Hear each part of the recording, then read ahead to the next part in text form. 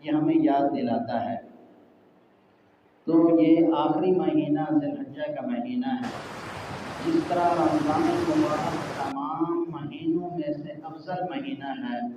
اور رمضان المبارک میں تینوں عشروں میں سے آخری عشرہ پہلے 2 عشروں سے زیادہ فضیلت والا ہے، اسی طرح ذی الحجہ مہینہ بھی باقی مہینوں سے افضل مہینہ ہے اور اس کا پہلا عشرہ آخری 2 عشروں سے زیادہ افضل ہے۔ اس کی فضیلت قرآن سے بھی ثابت ہے اور احادیث مبارکہ سے بھی ثابت ہے اور ہمارے اکابرین کے عمل سے بھی ثابت ہے۔ ذی الحجہ کا مہینہ، اس کی سب سے پہلی فضیلت یہ ہے کہ یہ حج والا مہینہ ہے، کہ اس میں حج کے ارکان کو ادا کیا جاتا ہے، اس وجہ سے اس کو فضیلت اور خصوصیت حاصل ہے۔ دوسرا یہ ہے کہ یہ اشہر حرم میں سے ہے، حرمت والے مہینوں میں سے ایک مہینہ ہے، اس وجہ سے بھی اس کو فضیلت حاصل ہے۔ تیسرا یہ ہے کہ اس کا اشارہ ملتا ہے قرآن مجید میں۔ اللہ تبارک و تعالیٰ نے قرآن مجید کے اندر فرمایا جو حج شروع ہوئی ہے، اللہ تعالیٰ قسمیں کھا کر فرماتے ہیں والفجر، قسم ہے فجر کے وقت کی، ولیال عشر، اور 10 راتوں کی۔ اس سے مراد راتیں بھی ہیں اور دن بھی ہیں، اور ان سے مراد 10 راتوں سے مراد کون سی 10 راتیں ہیں اور کون سے 10 دن مراد ہیں؟ مفسرین کرام فرماتے ہیں کہ اس سے مراد رمضان المبارک کی آخری 10 راتیں مراد ہیں۔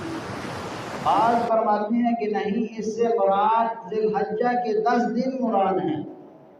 حضرت امام ابن قیم رحمۃ اللہ علیہ فرماتے ہیں ان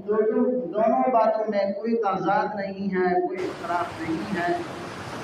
کہ ایک میں ایک بات آئی ہو دوسری میں دوسری بات آئی ہو، ایسی بات نہیں ہے، بلکہ دونوں جمع ہو سکتی ہیں۔ وہ فرماتے ہیں کہ راتوں میں سے سب سے زیادہ فضیلت والی راتیں تو وہ رمضان المبارک کے آخری عشرے کی راتیں ہیں، اور دنوں میں سے سب سے زیادہ فضیلت والے دن وہ ذی الحجہ کے پہلے 10 دن، یہ سب سے زیادہ فضیلت والے ہیں۔ کہ آپ صلی اللہ علیہ وسلم نے فرمایا ان 10 دنوں میں سے جو بھی عبادت کی جائے، کہ جو بھی عبادت کی جائے، جو بھی نفل ذکر اذکار کیا جائے، اللہ تبارک و تعالیٰ کو بہت زیادہ محبوب ہوتا ہے۔ اسی طرح حضرت ابن عباس رضی اللہ تعالیٰ عنہ فرماتے ہیں آپ صلی اللہ علیہ وسلم نے فرمایا کہ صحابہ کرام کی مجلس لگی ہوئی تھی، آپ صلی اللہ علیہ وسلم نے فرمایا کہ کوئی ایسا عمل نہیں ہے ما من ایام احب الی اللہ، اللہ تعالیٰ کے ہاں ان ایام میں جو عبادت کی جائے وہ اللہ تبارک و تعالیٰ کو باقی دنوں میں عبادت کرنے سے زیادہ محبوب ہے، زیادہ پسندیدہ ہے۔ اور کتنی بڑی عبادتیں ہیں کہ انسان کرتا ہے، لیکن اللہ تعالیٰ فرما رہے ہیں کہ ان دنوں کی جو عبادت ہوگی وہ اللہ تبارک و تعالیٰ کو زیادہ پسندیدہ اور محبوب ہے۔ صحابہ اکرام نے عرض کیا یا رسول اللہ صلی اللہ علیہ وسلم کہ جہاد سے بھی زیادہ عمل ان دنوں میں اللہ تبارک و تعالیٰ کو محبوب ہے۔ آپ صلی اللہ علیہ وسلم نے فرمایا جی ہاں، اللہ تبارک و تعالیٰ کو جہاد سے بھی زیادہ عمل ان دنوں میں پسند ہے۔ اور پھر آپ صلی اللہ علیہ وسلم نے فرمایا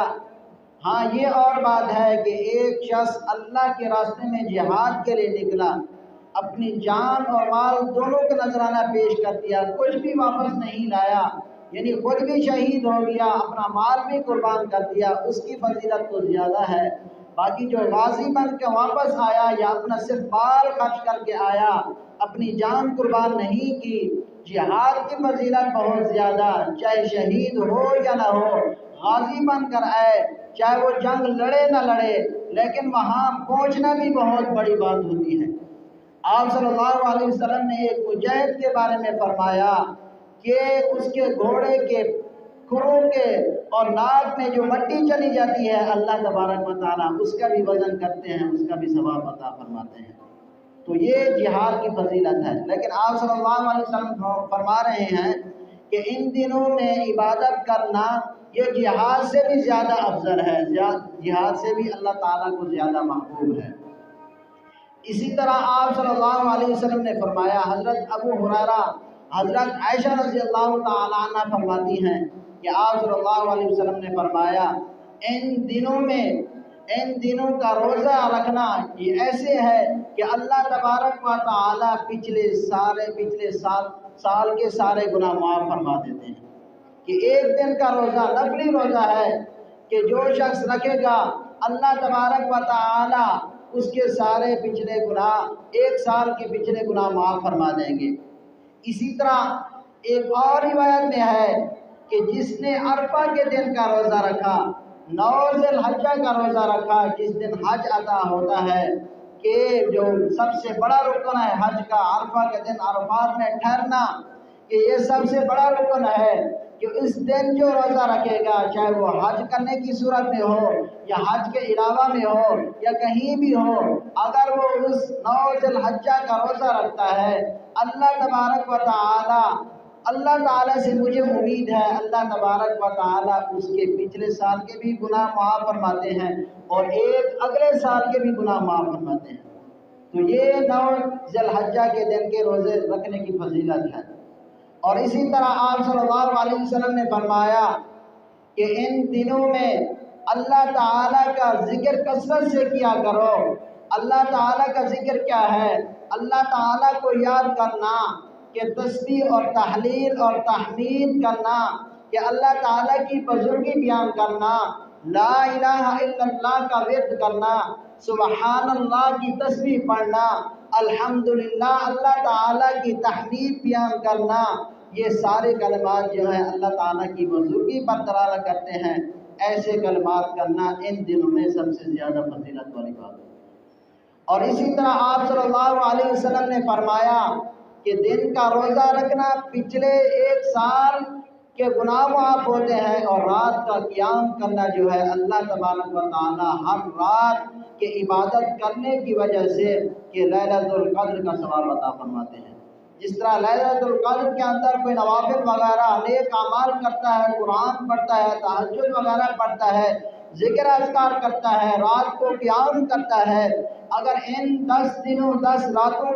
کو اپنے لیے مخصوص کر دیتا ہے، قیام کرتا ہے، تو اللہ تبارک و تعالیٰ اس کو کہ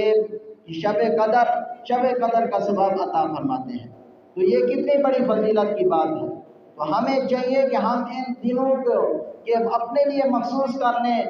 کہ علیحدگی اختیار کریں، اللہ تعالیٰ کی دربار میں حاضر ہو جائیں، اللہ تعالیٰ کو راضی کر لیں۔ اور اسی طرح فرمایا کہ ان دنوں میں خاص ایک عمل یہ بھی ہے کہ جو شخص قربانی کا ارادہ رکھتا ہے اس کے لیے مستحب ہے، سنت بھی نہیں ہے، واجب فرض سے دور کی بات ہے، کہ بلکہ مستحب عمل یہ ہے، اچھی بات یہ ہے کہ وہ اپنے ناخن، بال، زائد بال جو ہیں وہ نہ کاٹے ان 10 دنوں میں، کہ وہ ذی القعدہ کے اندر کاٹ لے۔ جیسے ہی پہلی تاریخ ذی الحجہ کی شروع ہوگی، جو شخص قربانی کا ارادہ رکھتا ہے وہ اپنے زائد بال نہ کاٹے، نہ ناخن وغیرہ کاٹے۔ یہ حدیث میں ذکر ہے، حضرت عائشہ رضی اللہ تعالیٰ عنہ فرماتی ہیں۔ اسی طرح قربانی، اس کی فضیلت میں سے ایک فضیلت یہ ہے کہ اس میں قربانی کے دن ہیں کہ 10 ذی الحجہ، یہ سب سے